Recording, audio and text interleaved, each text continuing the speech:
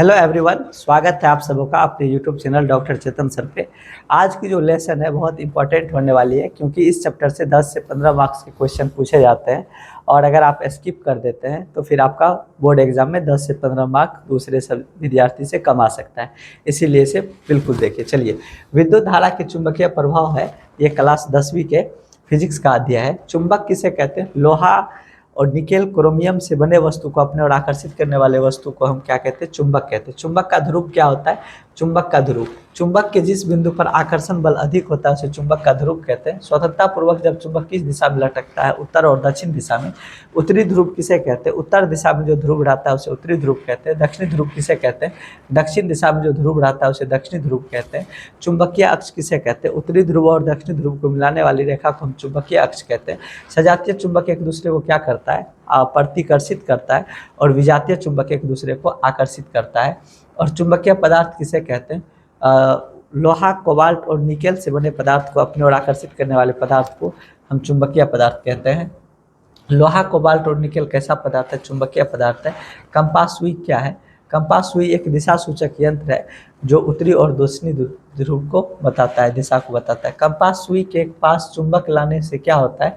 सुई विक्षेपित हो जाता है। चुंबकीय क्षेत्र किसे कहते हैं? चुंबक के चारों ओर बने क्षेत्र को चुंबकीय क्षेत्र कहते हैं, इसमें चुंबकीय गुण होता है।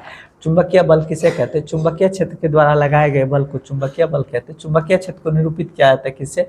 चुंबकीय क्षेत्र रेखा के द्वारा। चुंबकीय क्षेत्र रेखा किस ध्रुव से निकलकर किस ध्रुव की ओर जाती है? उत्तरी ध्रुव से निकलकर दक्षिणी ध्रुव जाती है। चुंबकीय क्षेत्र रेखा के कितने गुण होते हैं? चुंबकीय क्षेत्र रेखा के 5 गुण होते हैं। उत्तरी ध्रुव से निकलकर दक्षिणी ध्रुव में प्रवेश करती है। ध्रुव के निकट या समीप घना होता है। चुंबकीय क्षेत्र रेखा की दिशा स्पर्श रेखा की दिशा में होता है। चुंबकीय क्षेत्र रेखा के निकट चुंबकीय गुण अधिक होता है। चुंबकीय क्षेत्र रेखा एक दूसरे को नहीं काटती है। ये क्वेश्चन में पूछा जाता है। नेक्स्ट क्वेश्चन है, चुंबकीय क्षेत्र के पास चुंबकीय क्षेत्र क्या होता है? चुंबकीय क्षेत्र के पास चुंबकीय क्या क्या होता है? अधिक होता है। चुंबकीय ध्रुव होगा यहाँ पे। चुंबकीय ध्रुव के पास चुंबकीय क्षेत्र क्या होता है? अधिक होता है। चुंबकीय क्षेत्र का पता ऑस्टेड ने 1886 में लगाया था। ऑस्टेड ने अपना प्रयोग किस पे किया था? कंपास सुई और चालक में विद्युत धारा प्रवाहित करके किया था। दीवार में छिपे तार का पता चुंबकीय सुई से लगता है। मैक्सवेल का दक्षिण हस्त नियम, ये मैक्सवेल का दक्षिण हस्त नियम क्या है? मैक्सवेल के दक्षिण हस्त नियम से यदि हम अपने मुट्ठी में किसी चालक तार को इस प्रकार पकड़े कि अगर अंगूठा धारा की दिशा को निरूपित करेगा तो बाकी उंगली चुंबकीय क्षेत्र की दिशा को निरूपित करेगा। यही है मैक्सवेल का दक्षिण हस्त नियम। चुंबकीय क्षेत्र रेखा को प्राप्ति प्रतिरूप कैसा होता है? विद्युतीय होता है। परिनालिका किसे कहते हैं?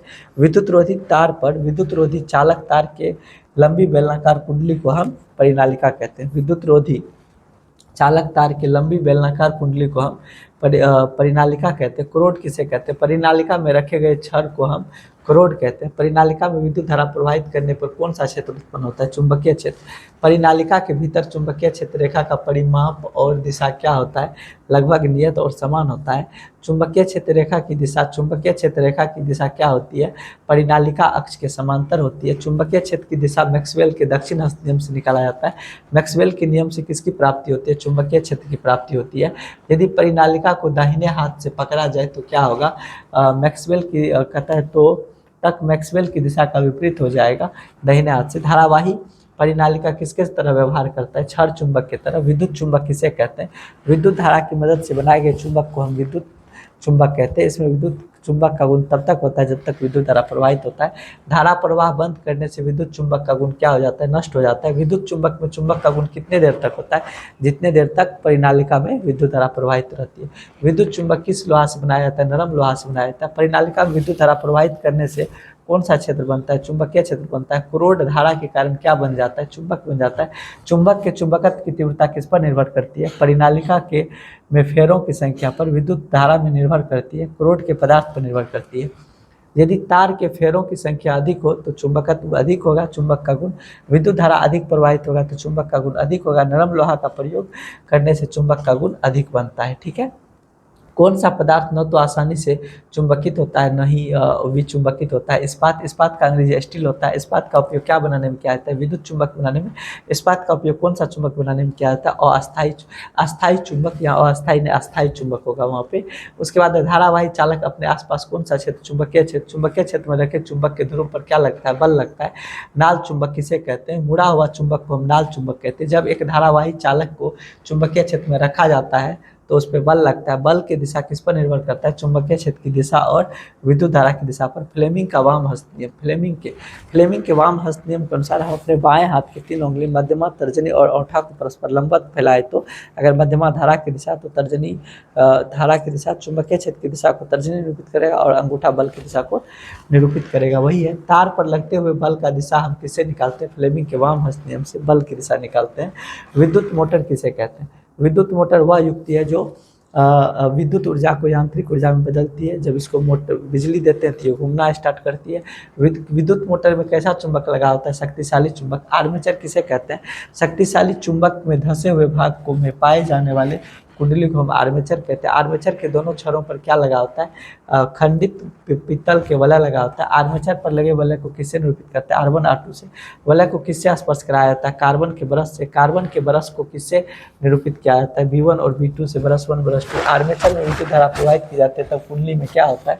तब कुंडली में विपरीत दिशा में बल लगते हैं। कुंडली में बल लगने के कारण आर्मेचर क्या करने लगता है? घूमने लगता है। आर्मेचर पर लगने वाले बल आर्मेचर को हमेशा किस दिशा में बढ़ाते हैं? दक्षिण दिशा में। विद्युत मोटर धुरी पर ब्लेड लगाने से मोटर क्या बन जाता है? पंखा बन जाता है। ये ब्लेड होता है, पंखा का जो डेना होता है ना उसको ब्लेड कहते हैं।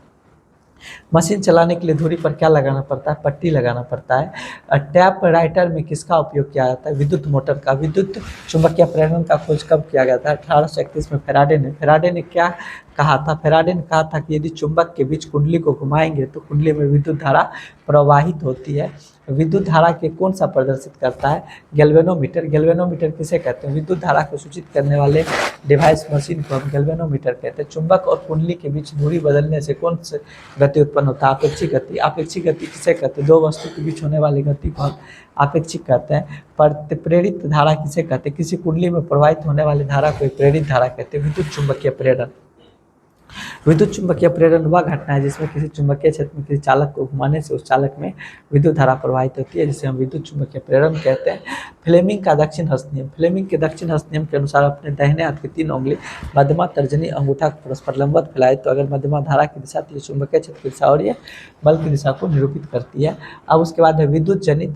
जनरेटर को हम विद्युत जनित कहते हैं, या विद्युत जनित वह यंत्र है जो यांत्रिक ऊर्जा को विद्युत ऊर्जा में बदलता है। इसको घुमाते हैं तो ये बिजली देता है। विद्युत जनित में कैसा वलय लगा होता है? विभक्त वलय लगा होता है। विभक्त वलय का काम क्या है? दिक परिवर्तन, दिशा परिवर्तन। अब है दिष्ट धारा। दिष्ट धारा किसे कहते हैं? जिस वह विद्युत धारा जिसकी दिशा बदलते रहते हैं उसे हम दिष्ट धारा कहते हैं। प्रत्यावर्ती धारा वह विद्युत धारा जिसकी दिशा नहीं बदलती। दिष्ट धारा, मिस्टेक हो गया, दिष्ट धारा वह विद्युत धारा जिसकी दिशा नहीं बदलती है उसे दिष्ट धारा कहते हैं। और प्रत्यावर्ती धारा वह धारा जिसकी दिशा बदलते रहते हैं उसे हम प्रत्यावर्ती धारा कहते हैं। जनित्र किसे कहते हैं? जनित्र किसे कहते हैं? जनित्र किसे कहते हैं? डायनमो को ही हम जनित्र कहते हैं। जनित्र 2 प्रकार के होते हैं, डीसी जनित्र और एसी जनित्र। डायरेक्ट करंट जिसमें विद्युत धारा की दिशा नहीं बदलती है इसमें पूर्ण वलय लगा होता है। एसी जनित्र जिसमें विद्युत धारा की दिशा बदलते रहती है इसमें अपूर्ण वलय लगा होता है। डीसी जनित्र किसे कहते हैं? दिष्ट धारा उत्पन्न करने वाले जनित्र को हम डीसी जनित्र कहते हैं। एसी जनित्र किसे कहते हैं? अल्टरनेट करंट उत्पन्न करने वाले जनित्र को हम एसी जनित्र कहते हैं। डीसी जनित्र में पूर्ण वलय लगा होता है जबकि एसी जनित्र में अपूर्ण वलय लगा होता है। आवृत्ति किसे कहते हैं? प्रति 1 सेकंड में चक्करों की संख्या को हम आवृत्ति कहते हैं। 1 सेकंड में जितना चक्कर लगा लेगा। हमारे घर में विद्युत कितने वोल्ट पर आपूर्ति होती है? 220 वोल्ट। प्रत्यावर्ती धारा पे याद रखिएगा, हमारे घरों में आने वाले विद्युत धारा की दिशा 1 सेकंड में कितनी बार होती है? 1000 बार चेंज होती है। कहता है 220 वोल्ट कितने हर्ट्ज के बराबर होता है? 50 हर्ट्ज के बराबर होता है। मेन लाइन किसे कहते हैं? 220 वोल्ट 50 हर्ट्ज की धारा को मेन लाइन कहते हैं। मेंस किसे कहते हैं? जिन तारों में 220 वोल्ट धारा प्रवाहित होते रहती है, विभवांतर रहती है, उसे मेन लाइन कहते हैं। मेंस में प्राय कितने तार होते हैं? 2, एक 13 एम्पियर, एक 15 एम्पियर, 5 एम्पियर, 13 एम्पियर और 5 एम्पियर। 5 एम्पियर के तार को क्या कहा जाता है, घरेलू मेन लाइन कहा जाता है। 15 एम्पियर की तार को पावर मेन लाइन कहा जाता है।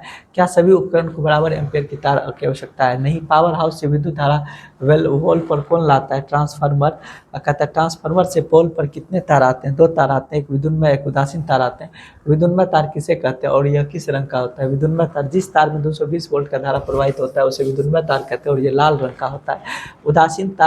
उदासीन तार कहता है विद्युत को वापस ले जाने वाले तार को उदासीन तार कहते हैं। घर में होने वाले तीसरे तार को क्या कहा जाता है? भूतार कहा जाता है। भूतार का रंग हरा रंग का होता है। भूतार किस दृष्टि से लगाया जाता है? सुरक्षा की दृष्टि से। काले रंग के तार की तार की वोल्ट कितना होता है? 0 वोल्ट होता है। विद्युत उपकरण किस क्रम में जोड़ा जाता है? समांतर उपकरण में। स्विच हमारे किस तार में जोड़ा होता है? विद्युन्मय तार में। स्विच को हमेशा विद्युन्मय तार में किस क्रम में जोड़ा जाता है? श्रेणी क्रम में जोड़ा जाता है। इसलिए जोड़ा जाता है ताकि परिपथ पर कोई प्रभाव न पड़े। परिपथ में अधिक धारा प्रवाहित होने पर क्या होता है? परिपथ गर्म होकर लाल हो जाता है, अतिभारण। अब है कि ओवरलोडिंग क्या है? अगर कम क्षमता वाले तार से अधिक क्षमता वाले उपकरण लगा देने से तार के द्वारा अधिक इलेक्ट्रॉन का प्रवाहित होना अतिभारण कहलाता है, ओवरलोडिंग कहलाता है। चालक तार में कोभर क्यों चढ़ी होती है? ताकि एक दूसरे के संपर्क में न रहे। 2 तार जब आपस में सट जाते हैं तो प्रतिरोध क्या हो जाता है? प्रतिरोध 0 हो जाता है। लघुपतन अब शॉर्ट सर्किट है, तो प्लस और माइनस के तार का सट जाना शॉर्ट सर्किट कहलाता है। प्रवाहित होने लगती है, कहता है 2 तार का आपस में सट जाना शॉर्ट सर्किट कहलाता है। तार अधिक प्रवाहित होने लगते हैं और चिंगारी मारने लगता है। प्रश्न, क्या शॉर्ट लगने से आग पकड़ सकती है? हाँ। फ्यूज किसे कहते हैं? फ्यूज वह सुरक्षा युक्ति है जिसका प्रतिरोध अधिक होता है और गलना कम होता है। विद्युत फ्यूज हमेशा श्रेणी क्रम में जोड़ा जाता है और विद्युन्मय तार में जोड़ा जाता है। विद्युत फ्यूज किस क्रम में जोड़ा जाता है? श्रेणी क्रम में जोड़ा जाता है। विद्युत तार के अनावृत भाग को छूने से क्या लग सकता है? झटका लग सकता है। क्या बिना कवर के विद्युन्मय तार को छूने से मौत हो सकती है? हाँ, हो सकती है। माइकल फैराडे कौन था? माइकल फैराडे अंग्रेज के भौतिक वैज्ञानिक थे जिसका जन्म 22 सितंबर 1791 में लोहार परिवार में हुआ था। माइकल फैराडे 14 वर्ष की उम्र में कौन सा कार्य करने लगे थे? जिल्द-शाद। माइकल फैराडे ने किस केमिस्ट्री वैज्ञानिक का भाषण सुना था? सर हम्फ्री डेवी का। माइकल फैराडे का मृत्यु कब हुआ था? 1867 में। अब यहाँ से केमिस्ट्री है।